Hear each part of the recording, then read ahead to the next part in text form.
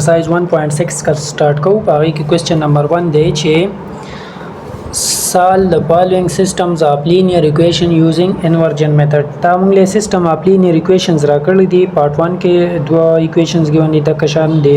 با ریمیننګ پارټس کې موږ سره سیستمز اف اکویشنز गिवन دي تاسو ته وای دا سال کې by using inversion method په inversion method باندې به کم دنو دا موږ سال کو پاره کې اولنې پارت چې 2x + 3y -1 and x - y = 2 دا به مونږ په انورجن میتھډ باندې سال کوو. اولنې سټپ دا دی چې د دې اکویشن نه بتاسو میټریسز جوړوي. د میټریسز جوړولو طریقه کار دا دی چې دا اولنې کوم میټریکس وي دا د کوفیشنٹ میټریکس وي، یعنی دې کې بتاسو د دې اکویشن چې کوم دا د ویریبلز کوفیشنٹ له نو دا اولنې اکویشن به کوم دا تاسو کوفیشنٹ لیکه 2 ورپسې +3 د نو دیجه به 3 ولیکي، بیا ورپسې د دې دویم اکویشن په دویم رو کې کوفیشنٹ لیکي. د دې کوفیشنٹ 1 دی، دا 1 راغی. د دې کوفیشنٹ -1 دی، دلته کې به دا ساين ته خیال کوي دا -1 راغی. اوس چې تاسو د کم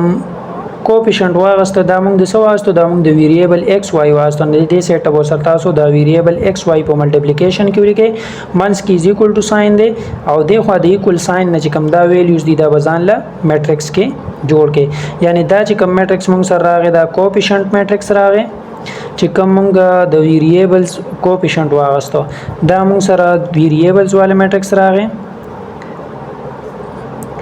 او دا چې کوم دا کانستانټ والا یا دې ته سمپل موږ نوم ورکو a، دې ته موږ نوم ورکو x او دا چې کوم دا b شي. نو دا موږ ملټیپلای کو دا شي ax = b یا دا موږ وایو چې x = a انورس b. نو دا اکویشن چې کوم دا موږ سره اکویشن نمبر 1 جوړ شو. دی اکویشنز کې به موږ ویلیوز پټ کوو، خو د دې لپاره موږ له فکر دا دی چې موږ a انورس معلوم کو اوله. نو دا a انورس چې کوم دا فارموله دا 1/a ډیټرمیننٹ جاینټ اف a دې لپاره موږ a ډیټرمیننٹ معلومونو a میټریکس موږ ته چې کوم دا پته راځي دا a میټریکس ته دا کوفیشنٹ والا دا ورواخلې 2 3 1 -1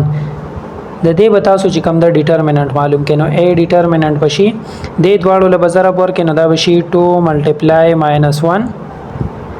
بیا ماینس د فارمولې وی او د دواړو له بزره پور کې نو 3 × 1 ډیټرمیننٹ بتاو سره شي 2 × 1 نه -2 راځي او دلته کې به چې کوم دا ماینس په خپل ځای 3 راشي. نو a ډیټرمیننٹ چې کوم دا موږ سره راغی -5. دې ځای به خیال کوئ چې a ډیټرمیننٹ تاسو 0 راغی نو بیا تاسو دا مخکې پروسس نشه کولی، بس دې ځای کې به تاسو لیکئ چې د دې سولوشن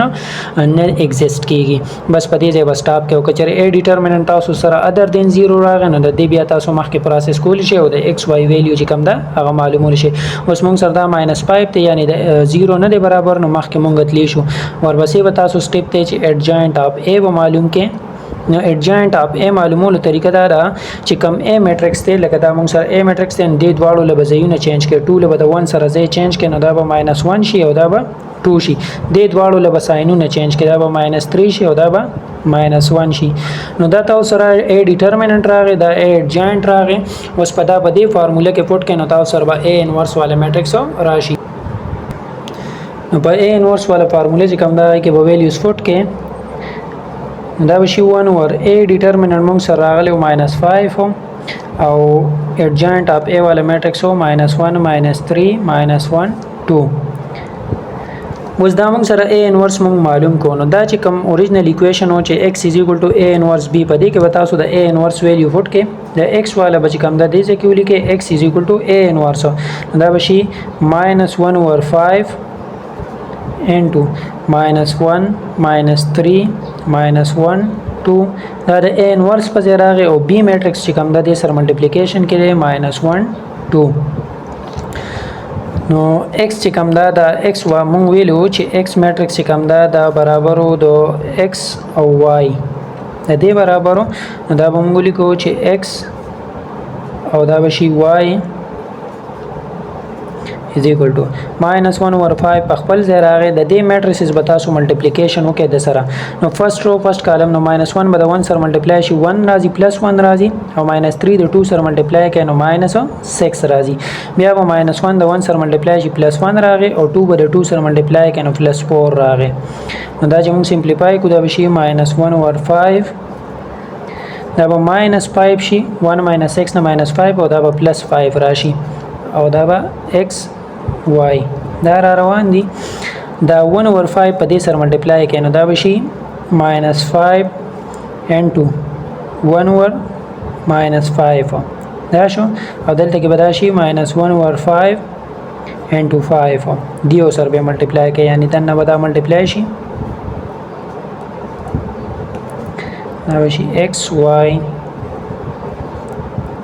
دا 5 په د سره ختم شي دا ماینس په ختم شي نو پاسه به ویلیو راشي 1 دلته 5 سره ختم شي خو دلته کې به -1 پاتې شي نو د x چې کوم ویلیو رااله هغه 1 رااله x = 1 او y چې کوم ویلیو د هغه موږ سره -1 رااله. نو دا موږ سره د دې چې کوم